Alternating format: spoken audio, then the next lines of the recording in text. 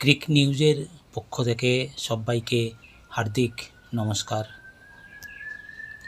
আজকের সংবাদটি, বিশ্ব রেকর্ড গড়লেন অভিষেক। ডারহামে ভারত ইংল্যান্ড টি-20 সিরিজের প্রথম ম্যাচ বৃষ্টিতে ভেস্তে গেলেও টিম ইন্ডিয়ার ওপেনার অভিষেক শর্মার পারফরম্যান্সে খুশি ভক্তরা।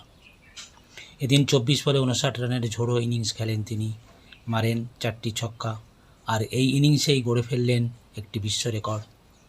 আন্তর্জাতিক টি-20তে দ্রুততম 100 ছক্কা মেরেছেন তিনি। ছক্কার সেঞ্চুরি করতে তার লেগেছে 785টি বল।